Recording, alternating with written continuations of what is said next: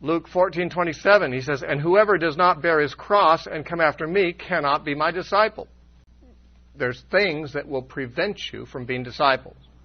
You can't do it. You cannot follow Jesus consistently as you are required to do until death unless you meet these qualifications. You have to place him and your loyalty to him above everything else and take up a cross and follow him. What does it mean to take up a cross? He's not talking about being crucified here, but he's not talking about the cross taking you up. He's talking about you taking up the cross. He's talking about carrying a cross on your shoulder, as Jesus did apparently briefly as he was being led out of Jerusalem. A man carrying a cross was not an uncommon sight in Israel, because a cross was the principal method of execution used by the Romans, who were the occupiers of Israel at that time. Roman soldiers were everywhere. And when they wanted to kill somebody and make a bad example of them, they'd put them on a cross. And you didn't have to do a lot of really bad things to get the Romans angry at you. There were a lot of criminals of various kinds who got executed that way. They would put the cross on the shoulder of the condemned criminal and make him carry it to the place where he was going to be crucified. The Romans didn't want to be bothered with the extra trouble of transporting the instrument of execution, so that the condemned man had to do it himself. It's clear that when you did find a man carrying his cross, and that man had accepted his condemnation. He had given up all hope of redeeming or rescuing himself from his fate. In that sense, he had given up all his rights. He was a condemned man, and he accepted his role as a condemned man. Now, why would that be a good metaphor for following Jesus? And by the way, it was a metaphor. Jesus was not saying that his disciples all had to get crosses and carry them, though some of them actually ended up having to do so. But that's certainly not a requirement, literally, for every disciple. People aren't executed with crosses today, and not all Christians will be executed for their faith. So why is this metaphor chosen?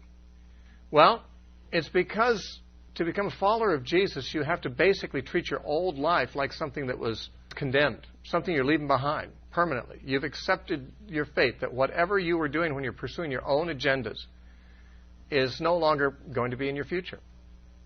Not in the same way, anyway. From now on, you're dead to your old life. And you accept that. You're not claiming any rights to it. You're resigned to, in a sense, death to self. But of course, we know from the Scriptures that death to self doesn't leave you dead. Paul said, "I have been crucified with Christ. It is no longer I that live, but Christ lives in me. And the life that I now live in the flesh, I live by the faith of the Son of God who loves me and gave himself for me." Galatians 2:20. But Paul said, "I've been crucified with Christ." So there's the image of the cross and death and so forth. But I actually live. Once I've died to my old life, I receive a new life. And the life I now live, I live by faith in the Son of God. This is the thing that is necessary. If you're to be a Christian, if you're to be a follower of Christ, you have to die to the life of what?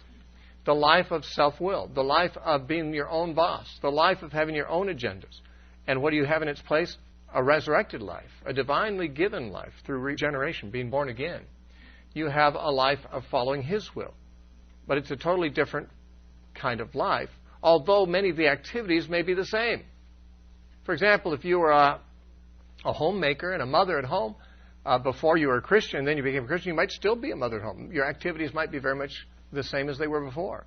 If you were a welder or a plumber or an airline pilot or a doctor or a lawyer, well, maybe not a lawyer, but you could still do your thing after you're saved, you know.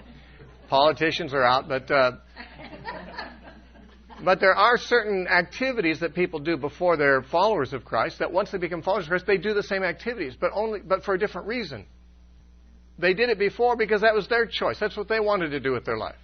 They were running things, and they sought a career, and they chose what they did, and that's what they ended up doing. Now, once they got there, it may turn out that they'll find out that's exactly what God wants them to do for Him. And many people who have become followers of Christ, though they're willing to give up everything, God's calling is that they do the same thing they did before, only differently. Do it for Him from now on. And how do you do something like that for Him? You know, the Bible indicates that when Jesus came, something really changed over the Old Testament order. In the Old Testament, there were holy places and holy days, holy sites, holy individuals, priests, and so forth that were sanctified, set apart for special things. And then there were ordinary places and ordinary days and ordinary people. There was a distinction between the sacred and the secular. But when Jesus came, for his disciples, he transformed their lives so that there's no more secular, sacred distinction. Everything is sacred. Everything is done for God. Paul said, whatever you do, whether you eat or drink, do all for the glory of God. Eating and drinking, what could be more mundane than eating and drinking? He says, well, that's what I mean. Every little thing, whatever you do, whether you eat or drink, whatever, you do it for the glory of God. When you become a Christian, you end the life that was for your purposes. It's condemned. And you are living your life, in a sense, carrying a cross. Your life demonstrates that you have accepted that condemnation of your old way. And what you're doing now, whatever you're doing, is for the glory of God in some way or another. And therefore, you've died to an old life, and you've got a new life. But it's new in terms of its motivations. It's new in terms of the whole mentality you have about it. But you might not actually be doing much different than you did before.